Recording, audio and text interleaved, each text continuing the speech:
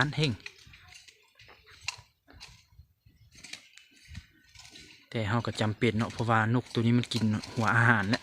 ต้องเอานกได้ไหมมาใส่น้ำเลยให้มันตัวนี้กินนะตัวนั้นแท้สิได้เอานกไปลองเลยทุกคนนะเอาจะว่าปีกหอยปีกเตยบางแมวจกเนาะห่างกับกำลับสบายดี FC มือทุกคนเด้อมือนี้ก็บ่ได้ไปต่อนกทุกคนว่าอันนั้นนะเมื่อวานนี้ชวนทีมงานแล้วห้องดีอยู่ตัวนั้นนะทุกคนนกต่อตัวเก่าเขาแหละแล้วก็ตัวนี้นัดทีมงานแล้วว่ามือนี้สิไปต่อทีมงานว่าสิมาหาทีมงานบ่เห็นมาเนาะอันแบบว่าเสี่ยวห้องไปสวนเนาะทางสวนแหละเขาเห็นนกกรงหัวจุกหลายนะเขาเลยโทรมาบอกแต่นัดกับทีมงานว่ามือนี้แหละแต่กับทีมงานบูมาเนาะนกตัวอะไรมือนะทุกคนจุกมันนะกล้องดีแต่ว่าจุกสั้นแต่ว่ากล้องงามเลยแต่ว่ายังแห่อยู่เนาะกล้องโอ้คักทุกคนเลยแกนFCท่านใดสนใจนกจุกมันกล้องนะแต่ว่ามันสั้นจุกมันสั้นแต่ว่ากล้องนี่ความสุดยอดเลยมันจับนี่โคตรเท่เลยทุกคนแต่ว่าจุกน้อยจุกสั้นมันบุยาวเลยสังเกตเบื้องนอกทุกคนแต่มันยังแห่อยู่นี่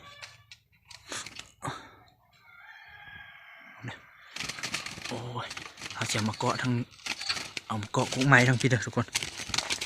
โอ้ยมันแห่อยู่นะทุกคน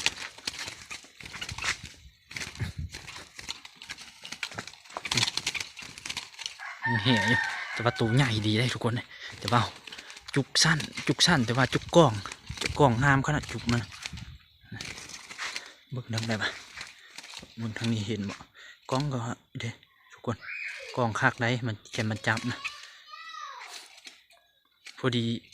อย่างนั้นเลยนะหัวกับจุกมันพอดีเพียงเดียวนะความกล้องมันนะ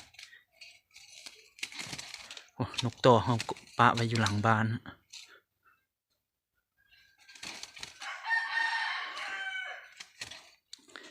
กะเลี้ยงไว้ให้มันกินหัวอาหารเลยจังมันกินบุกินเอาแยกออกมือนั้นเนาะเอามีมะกรูดมาใส่มันหมักหนึ่งน้อยหนึ่งเครื่องหนึ่งมะกรูดกะยักเน่าเลย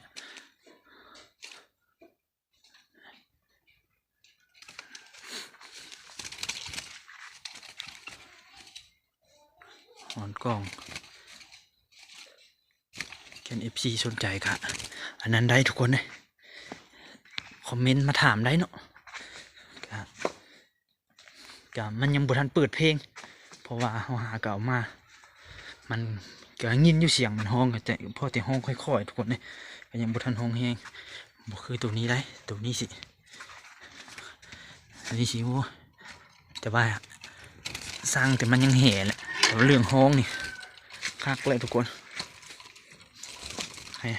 ห่างมันก็ที่เต็มเลยทุกคนเลยโป่งยาวที่เต็มเลย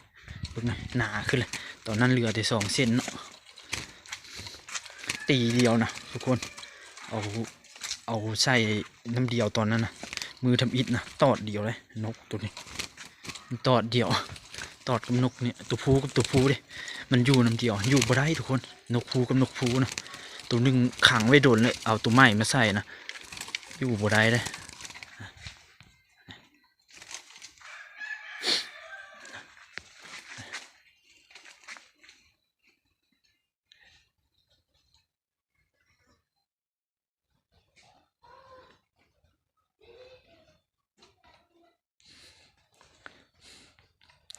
เหลืองามชิบุซูนกตัวหากระไดให้หน่อยนะ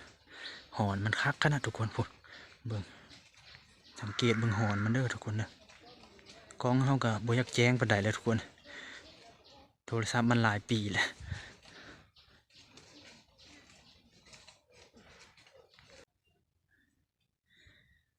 ฉันว่า FC เขามาเห็นเนาะมากตัวใดกะ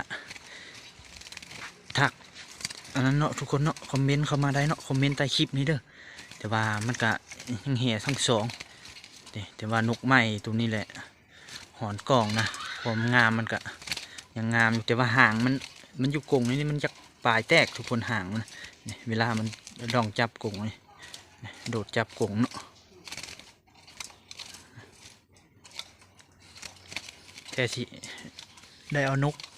ไปลองเลยทุกคนเลยเอาบัก7 เดือนไปลองเลยห่างก็7 เดือนนกต่อเขาตัวนั้นนะแค่ได้เอาไปลองว่ามันสิห้องคักบ่แค่มันไปเจอวังนกหลายนะหรือมันสิตื่นนกป่าบ่เพราะว่านกหลายเด้อยู่ป่านะยังแห่อยู่เนาะมากินมาในนี้วะเบื้องในนี้จึงเห็นคักทุกคนเลย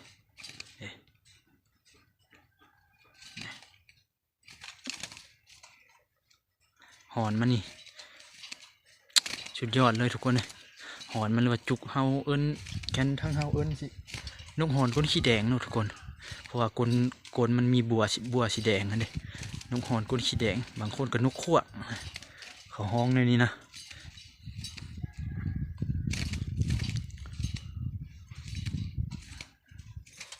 ตัวนี้ก็เริ่มงามแล้วทุกคนเลยหมอนี้เริ่มงามแล้วจะว่าปีกหอยปีกเตยบางแมวจกเนาะห่างก็กำลังโป่งเต็มเด้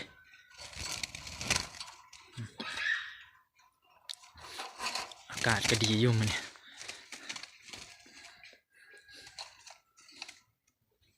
ตอนนั้นมาใหม่ๆเอาตัวหันมาใส่น้ำตัวนี้มีคู่แถวคู่ว่าตัวนั้นคือโตอยู่ได้ทุกคนเลยนกป่าก็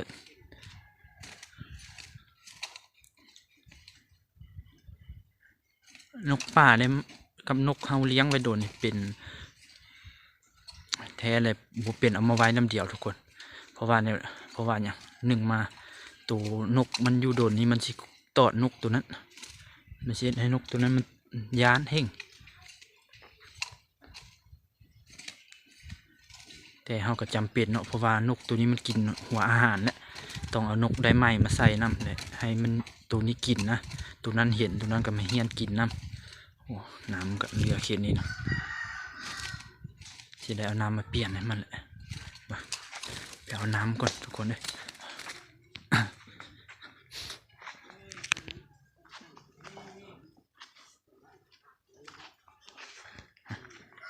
เสียงทุกคนเอาออกมาไกลเลยปะเอ็ดเดียวเลยวิเวกเดียวเลย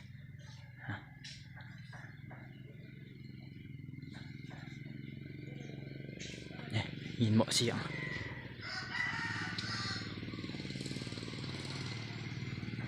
นกมันแห่เนาะคนอยู่ไกลหรือบรรยากาศนั้นเป็นไรทุกคนเนี่ยมันเอาออกมาไกลเลยสู้เดียวได้ปะเนี่ยเลยยินเบาเสียง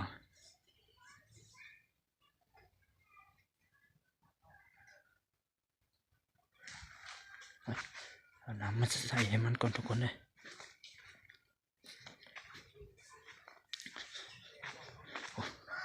มาโตห้องอยู่หลัง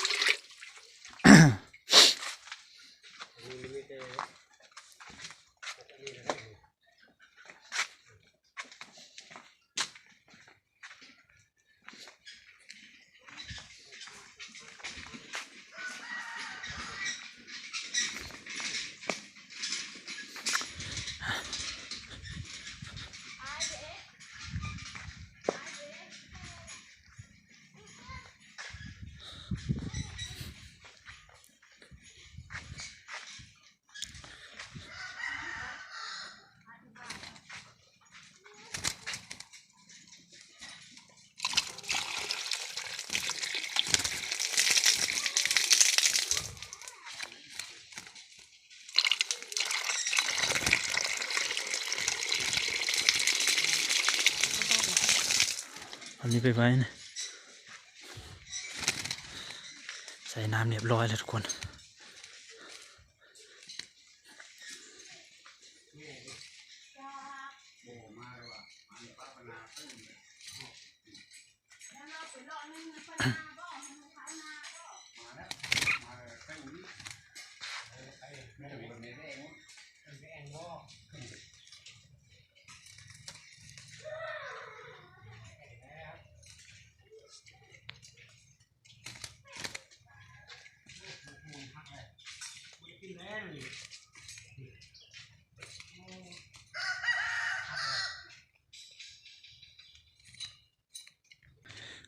สิย้ายออกตัวหนึ่งเนาะทุกคนตัวนี้แหละสิไว้อยู่นี่แหละตัวนี้ให้หางมันอันนั้นสุดก่อนสิลองเอาใส่แปลงตุ้มต่อทีมงานบ้างว่าตุ้มต่อหรือว่าพะเนียดทีมงานมาปะไว้แต่โดนเลยสิได้ปีเลยมาปะไว้น้ำเฮาแต่ปีกายเนาะทุกคนปีกายช่วงไปต่อนกดุฮะหรือว่าไล่นกใส่นะว่าสิไล่นกออกช่วงนั้นมีนกเลยนกออกมาใส่ตุ้มต่อเลยไปต่อเอาไป2 ตัวลุดออกมืดลุดโกงออก2 ตัวเหมือน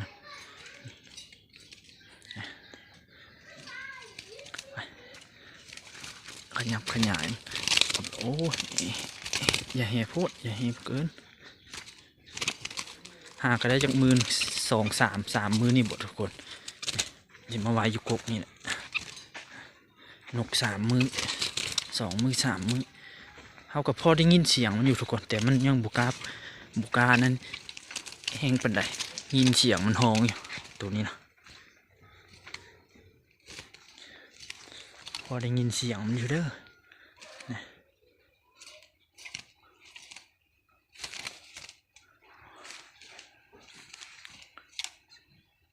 นี่ยทุกคนสังเกตหอนมันกงจุกมันก็ได้เนาะกองดีขนาดทุกคนเลยจุกกองได้นี่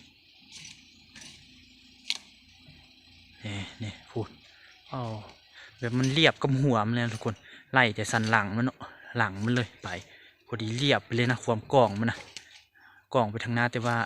เสียดายน้อยหนึ่งทุกคนจุกน้อยจุกมันน้อยเด้น้อยเลี้ยวเลยก็สั้น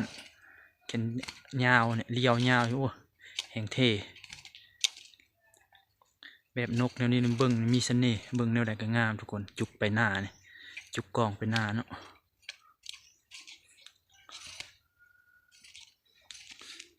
สงสัยมันกินหัวอาหารเลยจึงบ่เหงาเพราะว่าเมื่อวานเขาใส่มะกล้วยทุกคนเอามะกล้วยมาใส่มืดกินความเก่งตัวนี้นะตัวใหญ่อยู่หางใหญ่เนาะนี่หางใหญ่เด้แค่FGท่านใดสนใจตัวใดก็คอมเมนต์มาลองเบิ่งเนาะ2 ตัวนี่แต่ตัวพุ่นสิตัวเฮาตัวนกเก้าเฮาอันนั้นสิรับประกันความห้องเลยทุกคนเลยแต่ว่ามันยังแห่คือเห็นนั่นแหละเข้าไกลก็ยังเต้นยังดีดอยู่ตัวนี้ก็นกใหม่นกได้ไหม